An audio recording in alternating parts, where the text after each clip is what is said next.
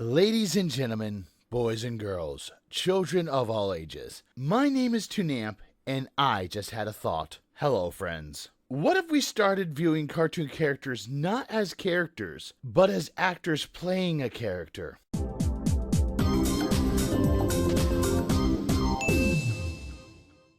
Now, I know what you're thinking. Okay, I don't know what you're thinking. But if you're thinking what I think you're thinking, then you're thinking, I'm nuts. However, this idea is not as far-fetched as it first seems. So the basic idea is, what if we take a bunch of characters from the same TV series, movie, or anime and put them in completely different roles? Say take the cast from the current Voltron and then put them in, say, like a setting where they are chefs. They keep the same personalities from Voltron, but now their goal is to open the best restaurant in the world. Again, the idea sounds crazy, but it's really not. And the reason why I say this is, it's been done before. Back a few years ago, there was an anime called My-Hime. By the way, spoiler warning here if you haven't seen this anime. This series featured a bunch of high school girls and female teachers, and they're pretty much kind of doing battle to the death. But not really battling to the death. It's more like they're kind of a magical girl group that each have these monsters or weapons called childs, and they have to fight other giant monsters called orphans. And then the girls have to battle each other. If their child is killed by an enemy, then something very important to the girls is taken away from them. The girls assume that it would be their lives, but it ends up being the life of the one they love the most. Sometimes it's boyfriends, husbands, sometimes it's girlfriends, or some kind of unrequited love. It turns very dark. A few years later, and another anime came out called My-Otome, which has some of the same characters as My-Hime, and they added some more characters. But the returning characters are in different roles. One girl, Mashiro Kazuhana, who may have been in a wheelchair acting as a guide to the girls in the first series, is now a stuck-up princess in the second series. Another girl, Natsikuga, who is a rebellious teenager in the first series, is now the headmistress of a school for magical girls in the next. It's very interesting when you think about it. You see some of these familiar characters, and then they start introducing new characters. But when the older characters from the first series start appearing as the series goes on, you start to look forward to finding out what roles these familiar characters will be in. It's a really fun concept,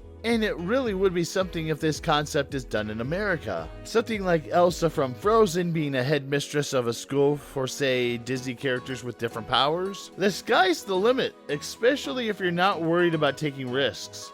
And again, this would not be the first time that Disney would take risks like this on a classic Disney character. Obviously, there is the big three from Disney: Mickey Mouse, Donald Duck, and Goofy. Each of them has had different roles, albeit they had the same kind of personality and mentality, with maybe the exception of Mickey Mouse because Mickey Mouse has no personality. But that also means he can fit into almost any kind of role that requires him to be a certain kind of character. But interesting enough, out of the big three, the one character that had many different roles in 2018 was Donald Duck.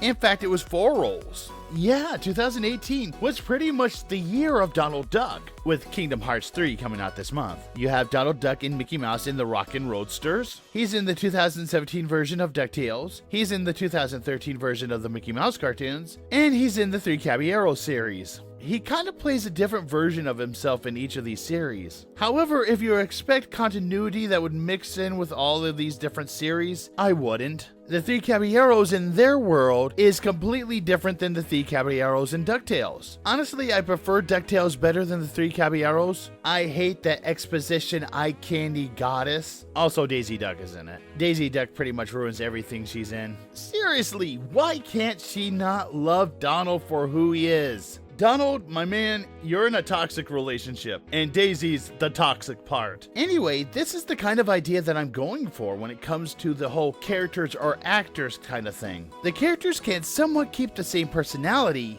all the while playing a different version of themselves, or playing a completely new character altogether. And considering he has been doing this for years, even during the golden age of animation, how many of us forget that Goofy is just a character that an actor plays? Some may say his real name is Dippy Dog, while others say he's just Goofy.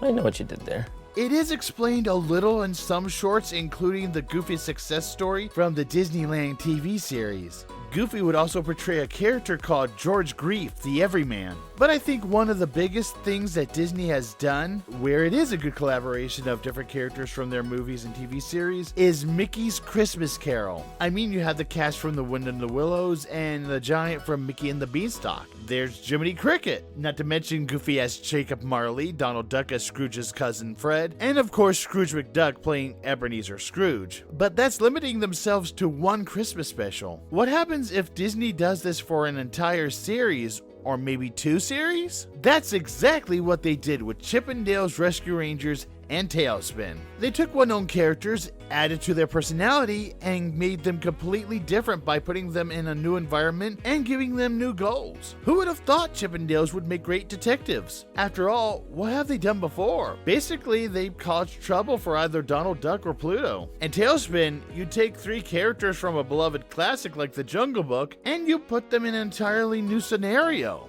They're out of the jungle and into the city. They gave Baloo, which is a lazy bear in the jungle who likes to party, and you make him into this kind of lazy but always looking for adventure cargo pilot. And he's fighting pirates. You take Louie, who is the king of the apes in the Jungle Book, and you play him on a tropical island. And let's face it, he owns a bar to serve pilots. That is completely different from what he was in the Jungle Book. And of course, there's Shere Khan, who is this frightfully vicious tiger in the woods, and you turn him into this frightfully vicious businessman in the city, who looks even more intimidating in a business suit than he ever was in the jungle. But it works really well, and it could work again. You just have to find the right elements to put these characters in, and you can do amazing things with them. Maybe take some of your older characters that did not work before, put them in a different environment, and you could spark some interest in these characters to make them profitable. Say like, I don't know, the cast from the Black Cauldron? Now the idea is a good idea, and it's a fun idea, however, it's not flawless. Because it's very hard to do something with these characters and put them in a different environment and in a different position and not face a huge backlash nowadays. Can you imagine if Rescue Rangers or Tailspin was done today? Do you know how much hate these shows would get just by the mere thought that Disney was going to ruin Baloo and they are going to ruin Chip 'n Dale? I mean, social media is brutal when it comes to change of any beloved characters. You can't take Shere Khan out of the jungle. Disney is bastardizing their classic characters. Yeah, I think the 80s and 90s might have been a little different when it comes to using classic cartoon characters like this if social media was around back then. We definitely wouldn't have any of the different incarnations of Yogi Bear. I mean, he went from being a protected species in Jellystone Park to flying spaceships in the future to flying a giant ark to going on treasure hunts to sadly hanging out at the mall. As formulaic as Hanna-Barbera can get, they also weren't afraid of taking risks with their characters. I'm just not sure that would be the case nowadays.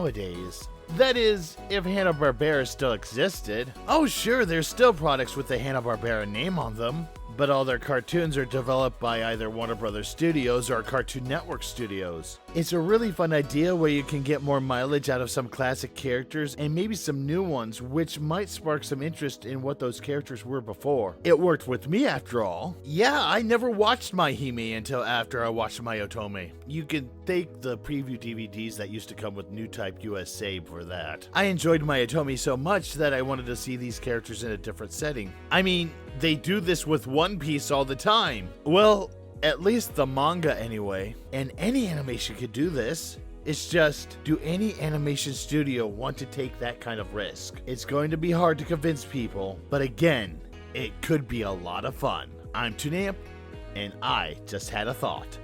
Thanks for watching.